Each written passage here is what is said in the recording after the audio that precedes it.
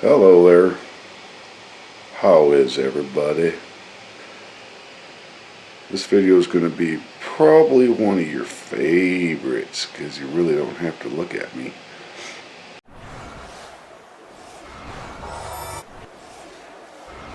Because we're going to be concentrating on the Hb30. As you can see, that's what that is, Hb30. If you can read upside down, you're good to go. Might sound like there's a fan on in here. That's because my laptop is rendering or whatever the video, my latest lesson video. I've had a horrible morning and evening, morning, because I watched my video, Proof watched it, and it had a big black blank spot in it. So I had to delete it from YouTube. But I accidentally deleted my C major chord as well. So I'm redoing this, and I'll be reloading it, so it might be noisy in here for maybe the majority of this video. Anyway, these are the tools I'll be using today to demonstrate what I found with this neck here. Now remember, this is an old guitar. I don't know how old, because I bought it used. And it is made in China.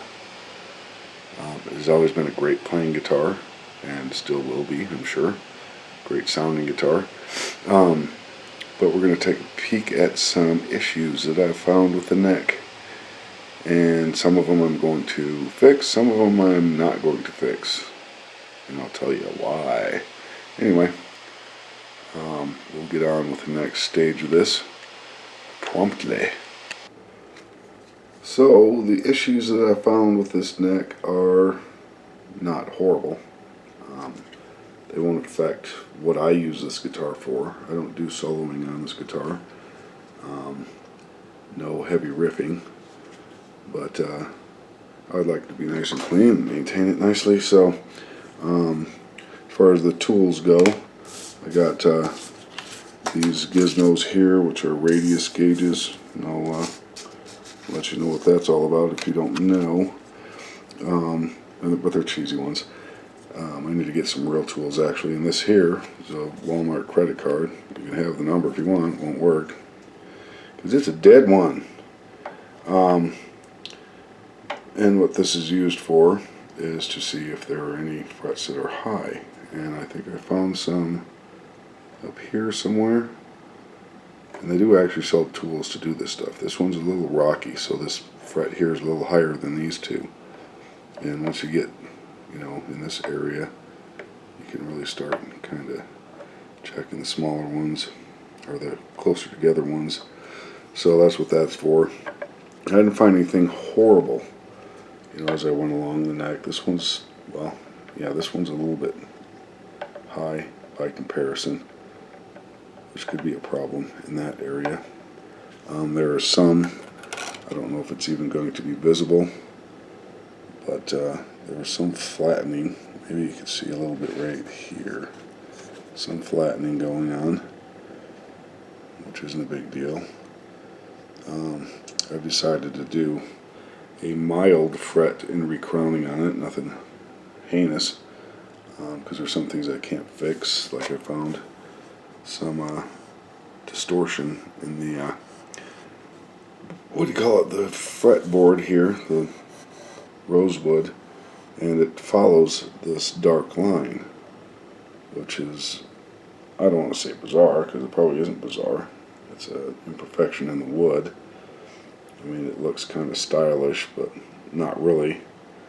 I'd rather not have that dark mark in it, but it's just a dark line that follows, and it feels like it raises up over that dark line. So we'll be taking a closer peek at that as well.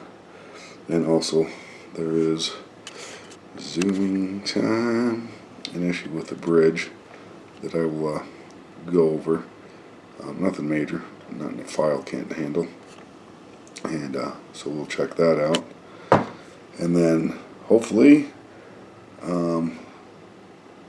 the next video will be filing frets, which is what I plan on doing, just leveling and just a mild leveling and doing some recrowning, polishing, cleaning up the wood and such. And so that's what we're going to do. Stay tuned.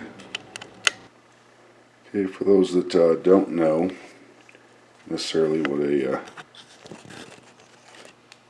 what we mean when we talk radius, neck radius, this is an illustration of what the neck radius is all about, and we're going to be doing a little measuring on the neck over here with these cheesy yet highly inexpensive what do you call it, radius gauges that I just printed online and or off the internet and cut them out, so they're not real accurate.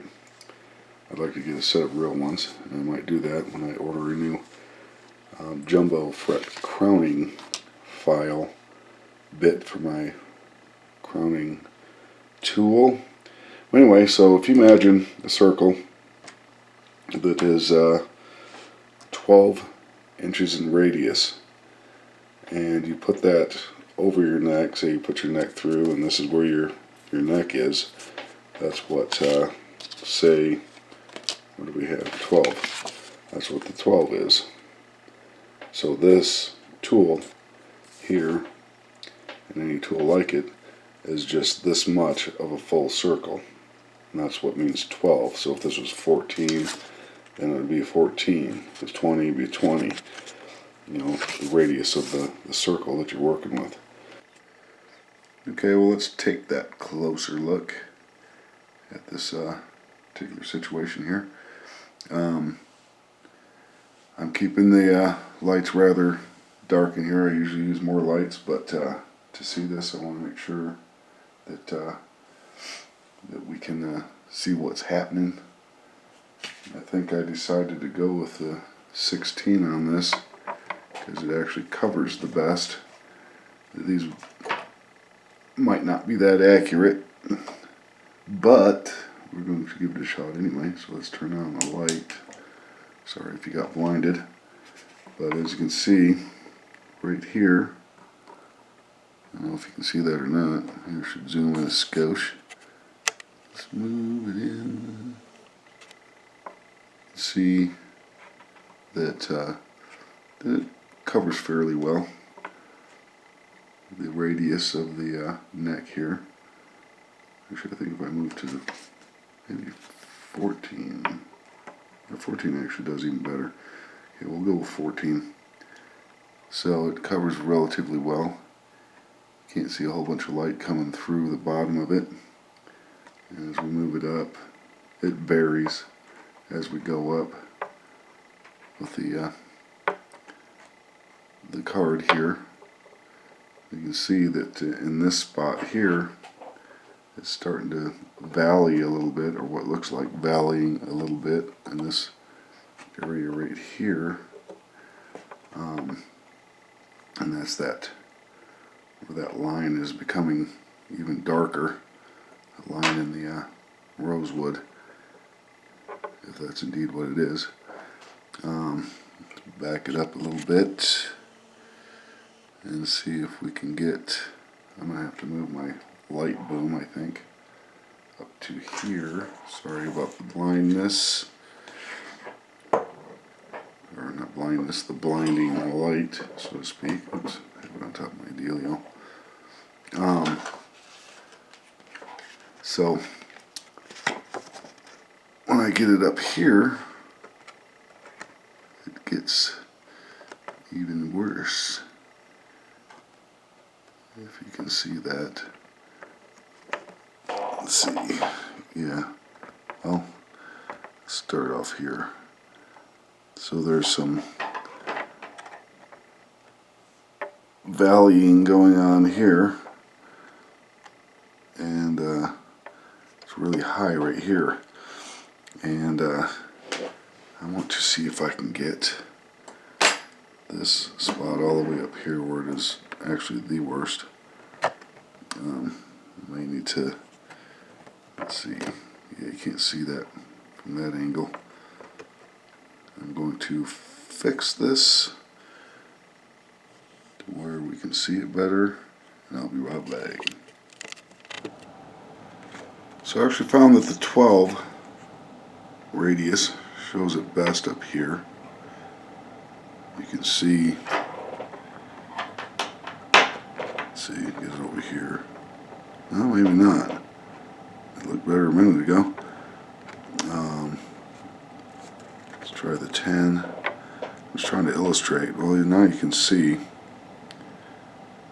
hopefully, the two half round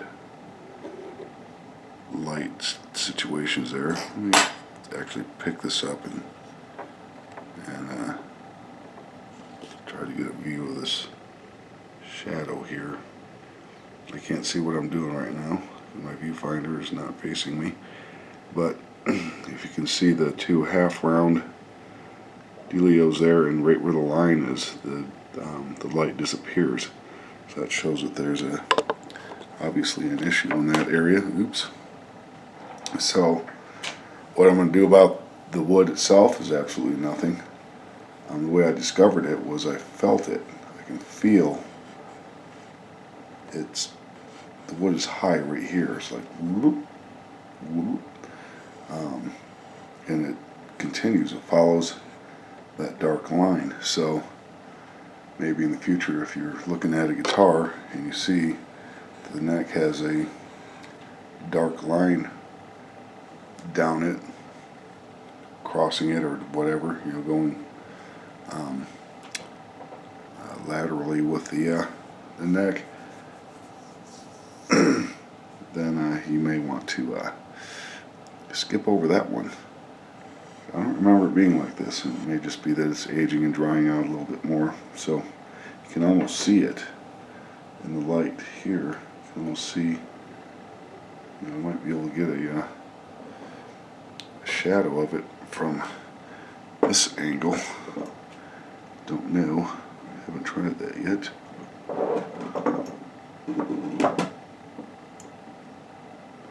It doesn't look like I'm going to get anything out of that. But anyway, trust me. I can do anything with it, but I can feel it in the frets too. So I may file these down. This one's especially bad. It feels like it's really lumpy. Like starting here, and then it just kind of lumps out. So I'll probably mess with it with the frets a little bit. I'll file them down, straight, and then recrown them. So, but that'll be another video. Anyway, that's it for the fretboard. Okay. Here's the issue with the bridge that I found. You got some burring hanging off where the strings come across. They come over the, see if I can get my needle and dealio here. They come this way and go towards the nut, the headstock. So this is their launching point across the fretboard, and they have some burring here, which when the string hangs through there, imagine this is the string, it's going to be making a connection with that, which will throw the intonation off, and it actually may even cause some deadening of the strings, and possibly even some buzzing. So we're going to file these down nice and neat and clean up the whole bridge. Wish I could, I would like to get a new bridge, but then I would not as well. I'd like to keep the original one intact, and these are non-serviceable. I can't take it apart and clean up a whole bunch of stuff on it. Actually, I think I might be able to if I can get these little, there's little C-clips in here, it looks like, that I may be able to take out and pull the screws completely out but we're not going to get that involved in it. So there it is, the bridge issue. Bridge issue.